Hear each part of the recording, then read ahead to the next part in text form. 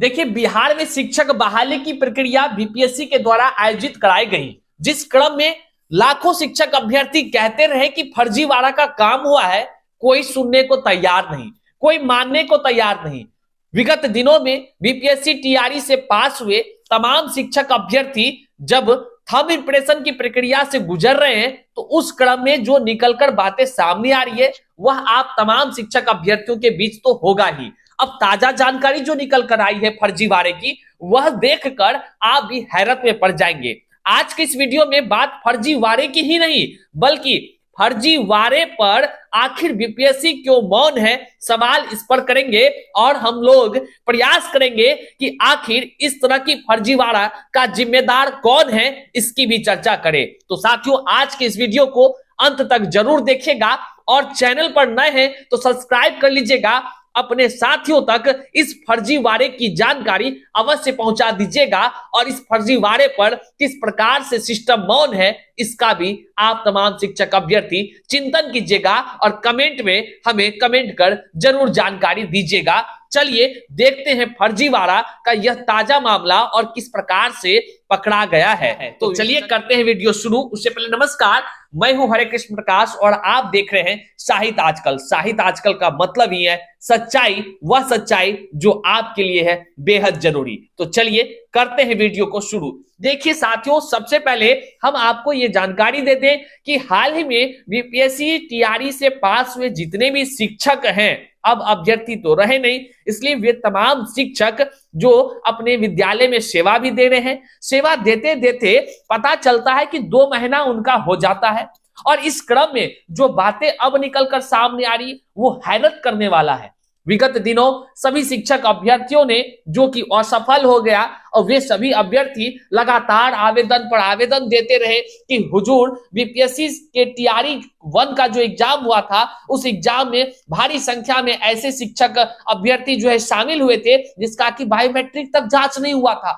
ऐसे ऐसे शिक्षक बहाल हो गए इसमें जिसको कि कोई अता पता ही नहीं है। कोई भी अधिकारी बात मानने को तैयार नहीं। लोग आयोग के पास जाए, वहां से भगा दिया जाए, लोग जो है कि शिक्षा विभाग जाए, वहां पर नहीं कोई शिकायत सुने। बहरहाल सब कोई को लगता था कि यह जो बीपीएससी के माध्यम से चयनित हुए शिक्षक हैं, सब एकदम 24 कैरेट सोने के बराबर है।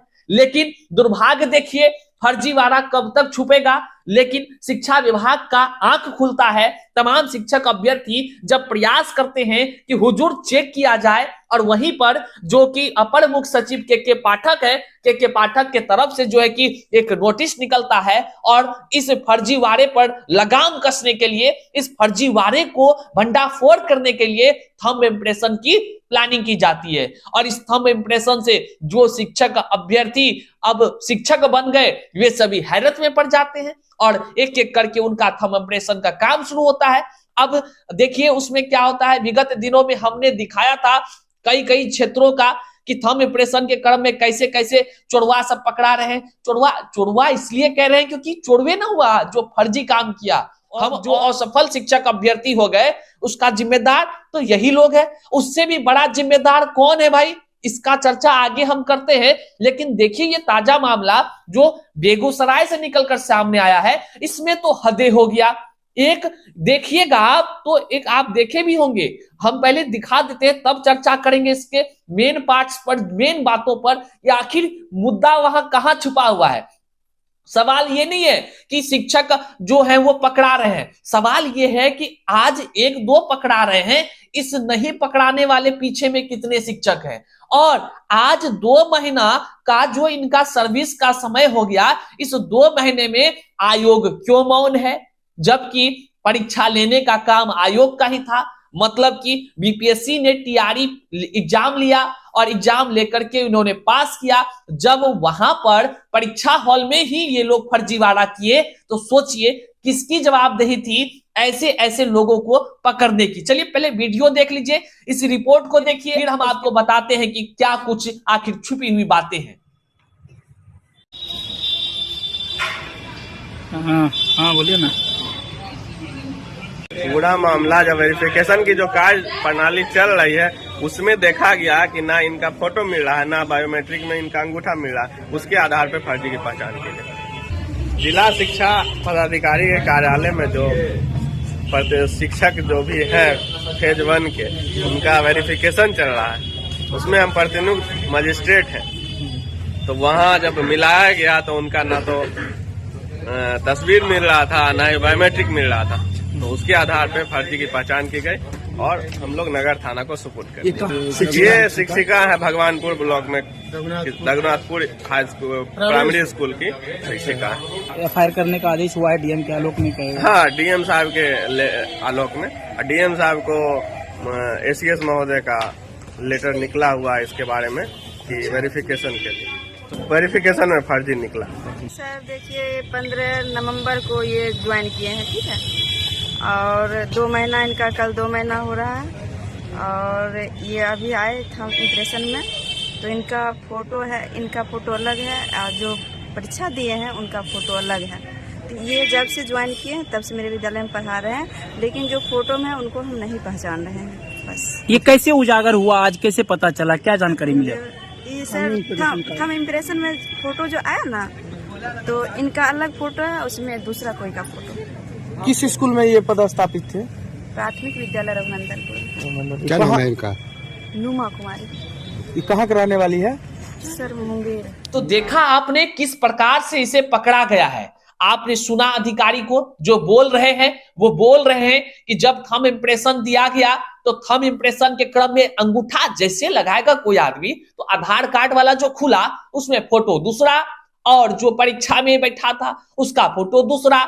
मतलब अधिकारी साहब इतने अच्छे निकले कि उन्होंने तुरंत समझ लिया कि भैया यहाँ फर्जीवाड़ा का काम हुआ है। और फर्जीवाड़ा का काम, और उधर से के पाठक साहब का जो ऑर्डर का चिट्ठी था, उस चिट्ठी के पास इतना पावर कि इसको लेके एकदम पहुंच गए थाना सीधा। और देखिए पुलिस पदाधिकारी भी साथ में है और थाना में तमाम प्रकार की मामलाएं दर्ज हुई है। अब जो है कि फर्जी शिक्षक अभ्यर्थी का तो खैर नहीं है, जो कि फर्जीवाड़ा करने का काम किया है, बीपीएससी जैसे आयोग की गरिमा को धूमिल किया है। अब सवाल यह उठता है कि बीपीएससी जैसी आयोग जिस प्रकार की पारदर्शिता की बात किया करते हैं, जिस प्रकार से तमाम शिक्षक अभ्यर्थियों को यह कहती है कि हम बहुत ही ईमानदारी के साथ अपनी कर्तव्य निष्ठा के साथ जो है परीक्षा आयोजित कर रहे हैं और इसके माध्यम से शिक्षक जो अंक ला रहे हैं वो सफल हो रहे हैं।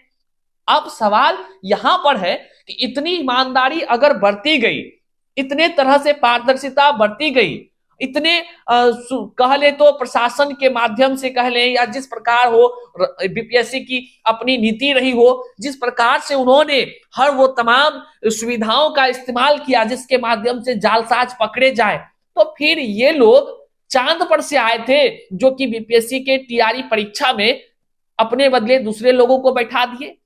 ये सवाल उठता है आखिर सेंधमारी हुई कैसे? जब सेंधमारी हुई, लोग पकड़े जा रहे हैं, तो फिर बीपीएससी आयोग मौन क्यों है? सवाल ये उठता है।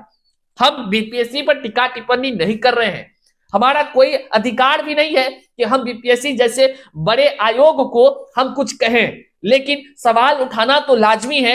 हम बस ये सवाल उठा रहे हैं, ये मेरे मन में उत्पन्न हो रहा है और यहाँ देख रहे जितने भी शिक्षक अभ्यर्थी है उनके भी मन में उत्पन्न हो रहा है कि जब बीपीएससी परीक्षा में फर्जीवाड़ा नहीं हुई थी तो फिर ये व्यक्ति कैसे पकड़ा रहे हैं। केवल 1-2 नहीं, इसकी संख्या ज्यादा है और ये कबूल भी कर रहे हैं कि ये परीक्षा में जो है कि किसी दूसरे को बैठाए थे। इसका स्पष्ट मतलब होता है कि बीपीएससी के परीक्षा में ही फर्जीवाड़ों ने बड़ा खेल किया है। अब सवाल यह उठता है जब आयोग के तरफ से वहां पर वो तमाम इंतजाम किए गए थे तो फिर ये पकड़े कैसे नहीं गए? इसका मतलब सवाल ये उठता है कि आखिर कौन ऐसे लोग हैं जो कि बीपीएससी के आयोग के तले अपना खेल खेल रहे हैं। कहीं ना कहीं निश्चित रूप से अब संदेह का ये सवाल उत्पन्न होता है कि कहीं ना कहीं जो है कि बीपीएससी शिक्षक बहाली की प्रक्रिया में बड़े पैमाने पर हो सकता है कि इस तरह का फर्जीवाड़ा हुआ हो। अब यह तो जांच का विषय है, हम चाहेंगे आप कम से कम इस चीज की जानकारी प्रेस कॉन्फ्रेंस के माध्यम से दीजिए कि आखिर 2 महीना सर्विस करने के बाद यह निकल कर आता है बात सामने, और कबूलनामा भी पिछला वीडियो में हम यहाँ आई बटन में लगा दे रहे हैं जो कबूल किया है।